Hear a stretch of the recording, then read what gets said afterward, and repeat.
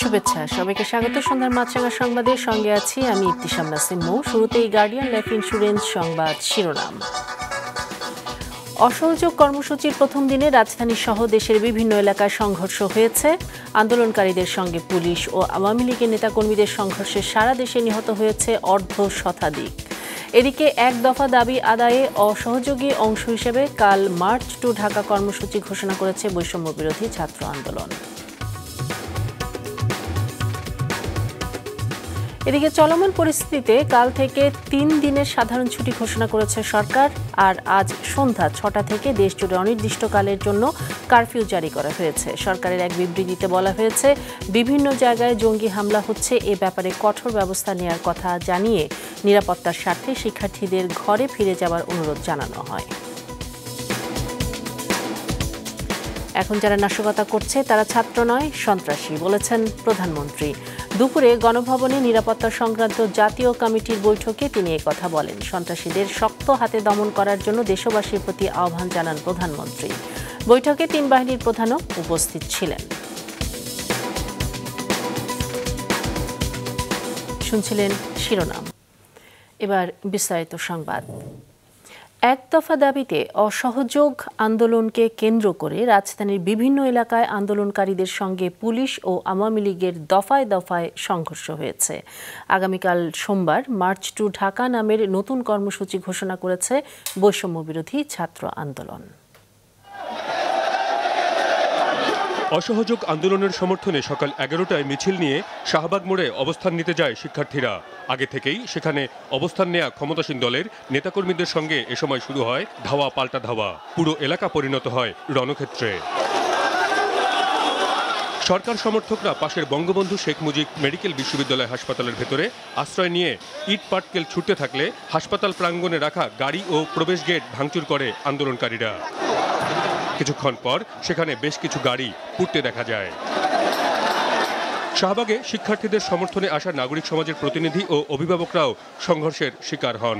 এখন সাধারণ জনগণ যুক্ত হয়েছে, অভিভাবকরা যুক্ত হয়েছে এবং দেখেন এটা গণজোয়ারে পরিণত হয়েছে। এটাকে আপনি রুখবেন কেমন করে? তারা একের পর এক যে পদক্ষেপগুলো নিচ্ছে তাদেরটা আমি সমর্থন করি এবং আমি মনে করি ওরা সঠিক পথে যাচ্ছে। ভুল করছে সরকার। এরপর থেকেই শিক্ষার্থীরা দখল নেয় পুরো এলাকার। পাশেই অবস্থিত শাহবাগ থানা এবং পুলিশের উপর যেন কোনো হামলা না হয় তা পাহারা দিয়ে রাখে তারা। আগুন নেভাতে খবর দেয়া হয় ফায়ার সার্ভিসকেও।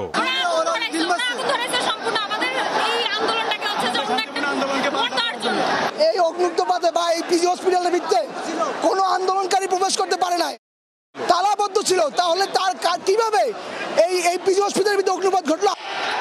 বিক্ষুব্ধ শিক্ষার্থীদের অবস্থান ছিল বাংলা মোটর পর্যন্ত। তবে কারওয়ান বাজারে ছাত্রলীগ যুবলীগ পুলিশের অবস্থান থেকে ধাওয়া পাল্টা ধাওয়া দেখা গেছে থেমে থেমে।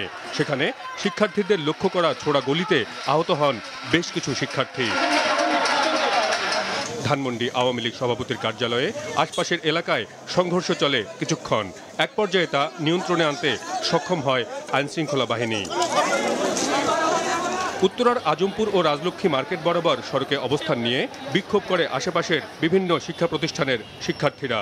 সেখানে আওয়ামী লীগের নেতাকর্মীদের সঙ্গে সংঘর্ষ বাঁধলে আনোয়ারুল ইসলাম নামের একজন আওয়ামী লীগ নেতা নিহত হন।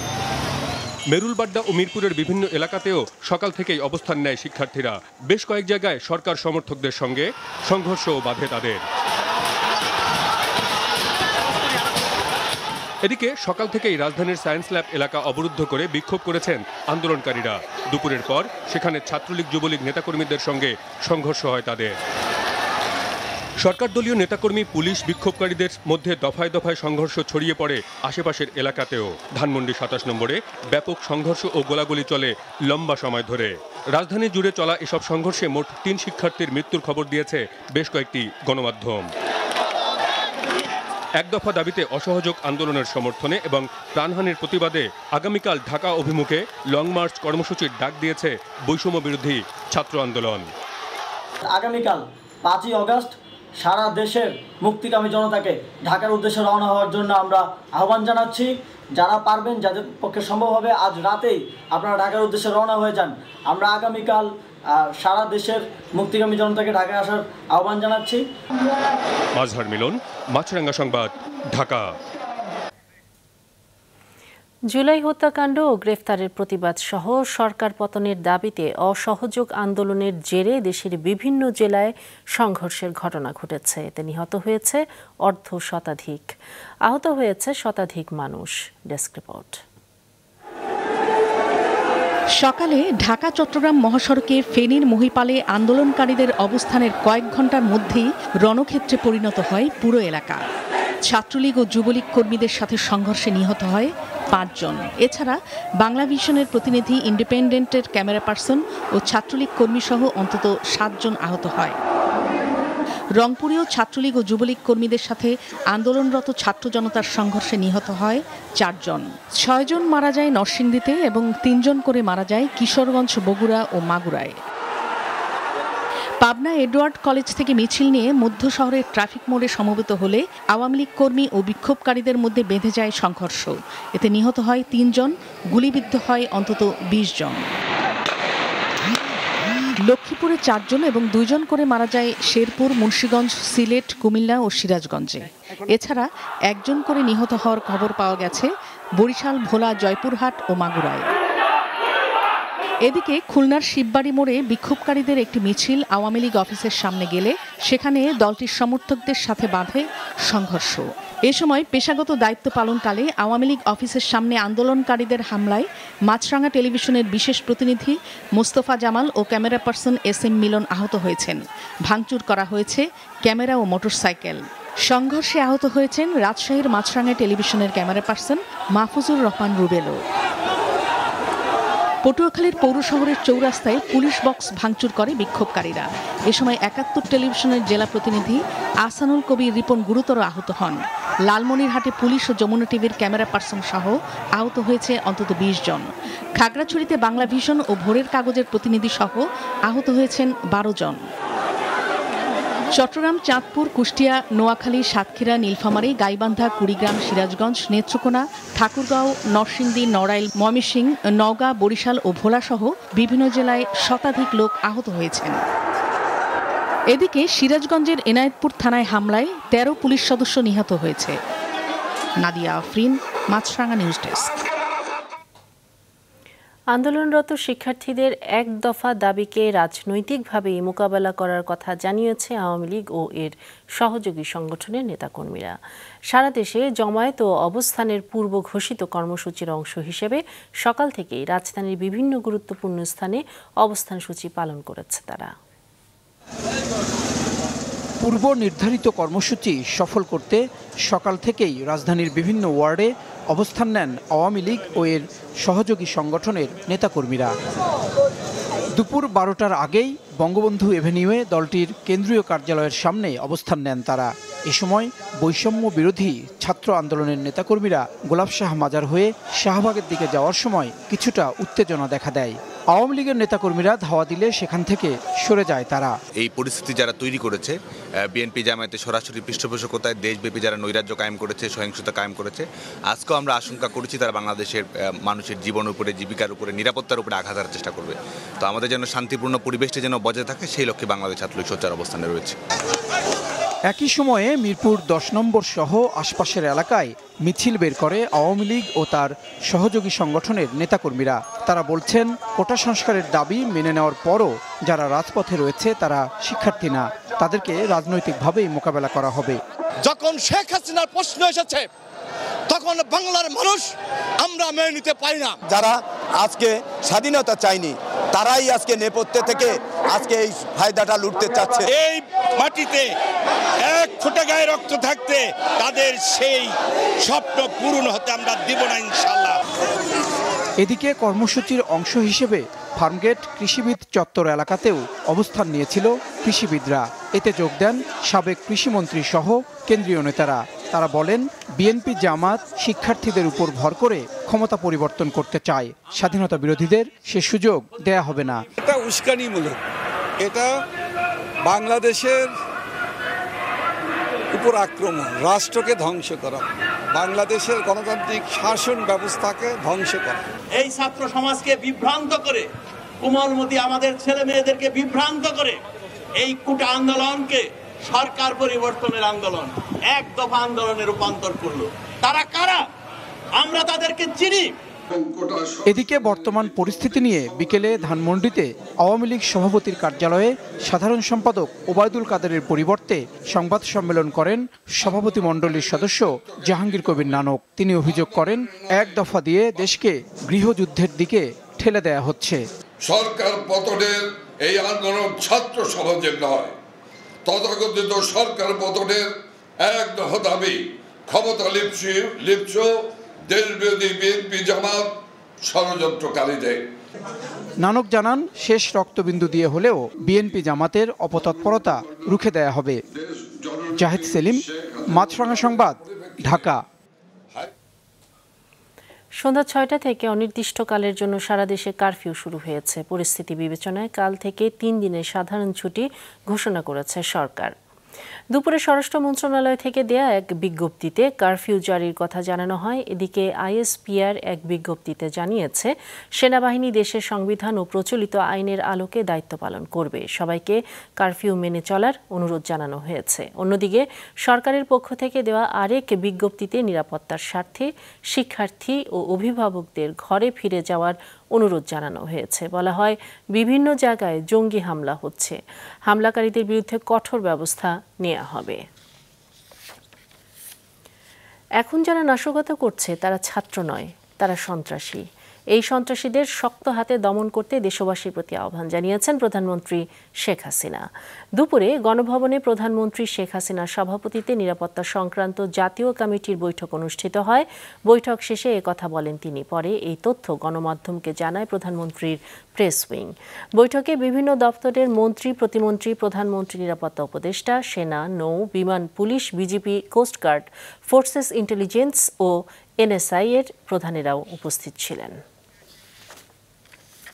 বিক্ষোভকারী বা আন্দোলনকারীদের উপর গুলি না চালানোর নির্দেশনা চেয়ে করা রিট খারিজ করে দিয়েছেন হাইকোর্ট। বিক্ষোভকারী শিক্ষার্থীদের দমনের ক্ষেত্রে আইনশৃঙ্খলা বাহিনীকে সংবিধান ও আইন অনুযায়ী দায়িত্ব পালনের নির্দেশ দিয়েছেন হাইকোর্ট।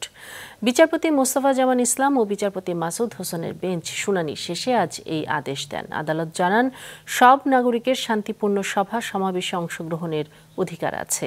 পুলিশকে আইনের নির্দেশনা মানতে হবে। এর আগে কার্যতালিকার 10 নম্বরে থাকা বিষয়টিতে শুনানি শুরু হয় সকাল 11টার দিকে। শুরুতেই রাষ্ট্রপক্ষে শুনানি করেন অ্যাটর্নি জেনারেল AM আমিনউদ্দিন। গত বুধ ও বৃহস্পতিবার এই রিটের শুনানি হওয়ার কথা থাকলেও বিচারপতি মাসুদ হোসেন অসুস্থ হওয়ায় এই রিটের শুনানি হয়নি। গত 29 জুলাই সকালে হাইকোর্টের সংশ্লিষ্ট শাখায় এই রিট আবেদন করেন সুপ্রিম কোর্টের আইনজীবী মনজুর আল মতিন প্রীতম ও আইনুন্নাহার সিদ্দিকা লিপি। রিটে মন্ত্রিপরিষদ সচিব, স্বরাষ্ট্র মন্ত্রণালয়ের সচিব, পুলিশ মহাপরিদর্শক সহ সংশ্লিষ্টদের বিবাদী করা হয়। পুলিশ যে তারা লেথাল আর্মস, তারা ফায়ার আর্মস এগুলো ইউজ করতে পারবে, যদি প্রয়োজন হয় সেগুলো তারা করতে পারবে। তো বলছে এটা করার সময় তারা যেন সতর্কতা তারা যেন এটা আইন অনুযায়ী এটা করতে পারবে, আইন যেন মেনটেন করে। এটা এই ক্রান্তিলগ্নে তারা পুলিশকে তাদের দায়িত্বটা মনে করিয়ে দিয়েছেন এবং একই সাথে আমাদের আন্দোলনকারীদেরকেও মনে করিয়ে দিয়েছেন যে এটি একটি শান্তিপূর্ণ আন্দোলন, এখানে তারা যেন কোনো ভায়োলেন্সের দিকে না যায়। বৈষম্য বিরোধী ছাত্র আন্দোলনের এক দফা ঘোষণাপত্রের সঙ্গে বিএনপি সম্পূর্ণ একাত্মতা ঘোষণা করছে বলে জানিয়েছেন দলের মহাসচিব মির্জা ফখরুল ইসলাম আলমগীর। দুপুরে গুলশানে বিএনপির চেয়ারপারসনের রাজনৈতিক কার্যালয়ে এক সংবাদ সম্মেলনে এসব কথা বলেন তিনি আশাবাদ জানান ছাত্র জনতার বিজয় হবে। জনতার ঐক্যের মধ্য দিয়ে যে চূড়ান্ত আন্দোলন সাফল্যের দ্বার প্রান্তে উপস্থিত হয়েছে তাকে স্তব্ধ করার ক্ষমতা কারণেই দেশে আজ এক গণ অভ্যুত্থানের সূচনা হয়েছে। সকল শ্রেণী পেশার মানুষ স্বৈরাচারী সরকারের বিরুদ্ধে ছাত্র জনতার আন্দোলনে সমর্থন দিয়ে সামিল হয়ে গণজাগরণের সৃষ্টি করেছে। দলের পক্ষ থেকে ছাত্রদের এই যৌক্তিক, ন্যায়সঙ্গত, শান্তিপূর্ণ আন্দোলনকে পূর্ণ সমর্থন জানিয়েছি। আজ আমরা আবার নতুন করে ঘোষণাকে সমর্থন জানাচ্ছি। দেশের অস্থিতিশীল পরিস্থিতিতে রাজধানীর বাজারে বেড়ে গেছে বেশ কিছু পণ্যের দাম। তবে বিক্রেতারা বলছেন গতকালই বেশিরভাগ মানুষ বাজার করে নিয়ে গেছেন, তাই আজ ক্রেতার আনাগোনা একেবারেই কম। মাহমুদ কমলের রিপোর্ট। রাজধানীর অধিকাংশ কাঁচা বাজারেই আজ ক্রেতা কম। কিছুটা কমেছে কাঁচামরিচের দাম, তবে এখনও কেজি বিক্রি হচ্ছে 300 টাকায়। কেজিতে অন্তত 10 টাকা করে বেড়েছে অন্যান্য সবজির দাম। চলমান আন্দোলনকে ঘিরেই তৈরি হয়েছে এমন পরিস্থিতি বলছেন বিক্রেতারা। পটল হচ্ছে 60 টাকা, ভেন্ডি 60 টাকা, বেগুন 80 টাকা, লাউ হচ্ছে 70 টাকা। মরিচের দাম বাড়তি, 300 টাকা কেজি মরিচ। কালকে বেশি আসছিল, কালকে 400 টাকা কেজি ছিল। 3 দিনের ব্যবধানে ফের কেজিতে 10 টাকা বেড়েছে পেঁয়াজের খুচরা দাম, বিক্রি হচ্ছে 120 টাকায়। বেড়েছে রসুন আর ডালের দামও। গতকাল অস্বাভাবিক বেচাকেনা হয়েছে বলে জানালেন বিক্রেতারা। রসুনের দামটা আবার গতকালকে বেড়ে গেছে, প্রায় আপনার 10 টাকাকে 12 টাকা কেজিতে বেড়ে গেছে। গত 3 দিন আগে পেঁয়াজ বিক্রি করছে 115 টাকা, আজকে পাইকারি মার্কেটে 118 টাকা কেজি, প্রতি 5 টাকা বাড়ছে। দেশি মসুর ডালটা, ইন্ডিয়ান ডালটা আগের দামে আছে। ইন্ডিয়ান ডাল বিক্রি করতেছে 110 আর দেশিটা বিক্রি করতেছে 135। আন্দোলন কি আরো বাড়বে কি বাড়বে না সেটা সুন্দর পরে বোঝা যাবে, কিন্তু এর আগে জিনিসপত্রের দাম বাড়িয়ে দিচ্ছে পাইকারি দোকানদাররা। রাত্রে তো পেঁয়াজের গাড়ি ঠিকই আসছে, ওরা শুধু সুযোগ খুঁজে দেশে কখন গন্ডগোল লাগবে, কখন কি করবে, তখন ওরা ইচ্ছা করে এই দামগুলো বাড়াই দেয়। এগুলো দেখার এখন কেউ না, এই সুযোগটা ওরা নিতে আসছে। আমাদের দেশে একটা কালচার যে একটা কিছু দেখলেই মানে এই ফায়দা লুটে নেয়। কালকা যে বেচা কিনা হয়েছে, বেচা কিনা আমি 8-10 বছর ভিত্তি দেখি নেই। আমরা 15 দিনে যা বিক্রি না করি, একদিনে তা বিক্রি হয়েছে। বেশিরভাগই বস্তা ধরে নিচ্ছে, যারা 5 কেজি নিত তারা অবস্থা নিচ্ছে। বেড়েছে মাছের দামও। 3 দিনের ব্যবধানে ছোট বড় মাছের দাম কেজিতে বেড়েছে অন্তত 50 টাকা। পাবদা মাছ বেশি 500 টাকা, 450 টাকা কেজি, এখন 550-600 টাকা কেজি। সব মাছ কেজি, ট্যাংরা মাছ বেশি আগে 600 টাকা কেজি, এখন 650 টাকা কেজি। অবরোধের কথা শুনছি না, কাস্টমার যাওয়া আবার কালকেই হয়েছে, আজকে গাড়িগুলোও আসে না, কাস্টমারও নেই। কিছুটা কমেছে ব্রয়লার মুরগির দাম, বিক্রি হচ্ছে 180 টাকা কেজি। সোনালী বিক্রি হচ্ছে 300 টাকা কেজি দরে। মাহমুদ কমল, মাছরাঙা সংবাদ, ঢাকা। দিনাজপুরের হিলি স্থলবন্দর দিয়ে দুদেশের মধ্যে পণ্য আমদানি রফতানি কার্যক্রম স্বাভাবিক রয়েছে। সকাল 11:30টায় ভারত থেকে পণ্যবাহী ট্রাক দেশে প্রবেশের মধ্য দিয়ে বন্দরের আমদানি রফতানি কার্যক্রম শুরু হয়। সেই সাথে দেশের বিভিন্ন স্থান থেকে পণ্য নেওয়ার জন্য ট্রাকগুলো এসে বন্দরে প্রবেশ করছে। এছাড়া হিলি ইমিগ্রেশন চেকপোস্ট দিয়ে যাত্রী পারাপারও স্বাভাবিক রয়েছে। তবে অপ্রীতিকর ঘটনা এড়াতে হিলি স্থলবন্দর সহ গুরুত্বপূর্ণ স্থানে সতর্কাবস্থায় রয়েছে পুলিশ। অন্যান্য দিনের নাই পানামা হিলি বন্দরে ভারত থেকে আমদানি রপ্তানি অব্যাহত আছে। অলরেডি 4টি কাঁচামরিচের গাড়ি হিলি স্থল বন্দরে প্রবেশ করেছে। যথারীতি বাংলা গাড়ি হিলিতে প্রবেশ করতেছে। 5 নম্বর গেটে অলরেডি 30টি গাড়ি হিলি স্থল বন্দরে বাংলা গাড়ি প্রবেশও করেছে। আমদানি রপ্তানি কার্যক্রম সম্পূর্ণ অন্যান্য দিনের ন্যায় স্বাভাবিক অবস্থায় আছে এবং লোড করে 4টি গাড়ি অলরেডি বের হয়ে তাদের গন্তব্যস্থলে চলে গিয়েছে। আমাদের এখানে কোনো প্রকারের এই আন্দোলনের প্রভাব নাই। যথারীতি সবকিছু এখন পর্যন্ত ভালোভাবে চলতেছে। গ্রামীণ ব্যাংকের সাবেক ব্যবস্থাপনা পরিচালক নোবেল বিজয়ী অর্থনীতিবিদ ডক্টর মোহাম্মদ ইউনুসের কাছে জাতীয় রাজস্ব বোর্ডে 666 কোটি টাকা কর দাবির বৈধতা চ্যালেঞ্জ করে দায়ের করা রিট খারিজ করে দিয়েছে হাইকোর্ট। বিচারপতি মোহাম্মদ খুরশিদ আলম সরকার ও বিচারপতি সর্দার মোহাম্মদ রাশেদ জাহাঙ্গীর এ রায় দেন।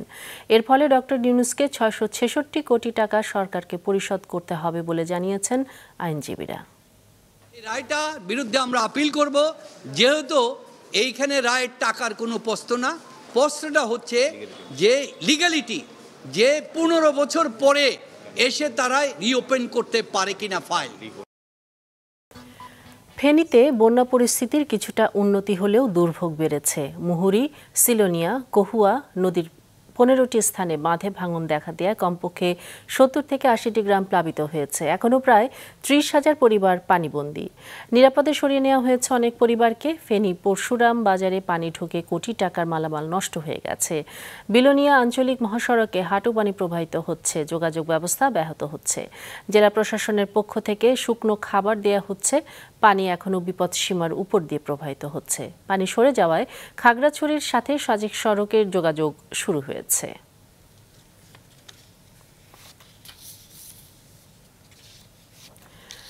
এবার আন্তর্জাতিক। হামাসের রাজনৈতিক শাখার প্রধান ইসমাইল হানিয়েকে হত্যার পর ইসরায়েলের উপর আক্রমণের তীব্রতা বাড়িয়েছে লেবাননের হিজবুল্লাহ।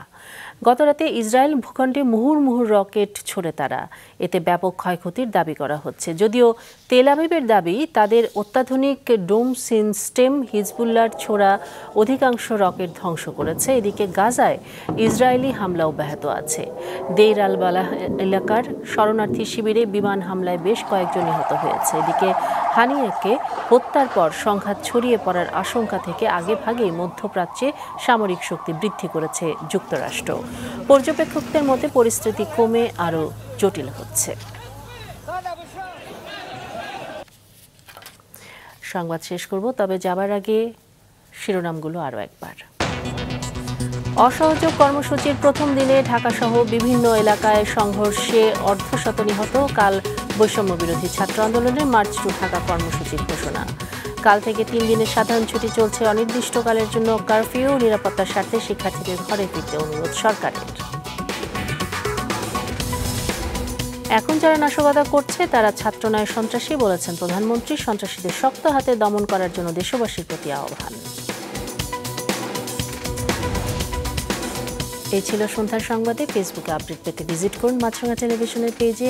ইউটিউব চ্যানেলেও দেখতে পারেন আমাদের সংবাদ, প্রতিবেদন এবং অনুষ্ঠান। এতক্ষণ সঙ্গে থাকার জন্য ধন্যবাদ জানিয়ে আমি ইতিশাম নাসিম মৌ শেষ করছি সন্ধ্যার মাছরাঙা সংবাদ। এই দিন এইভাবে।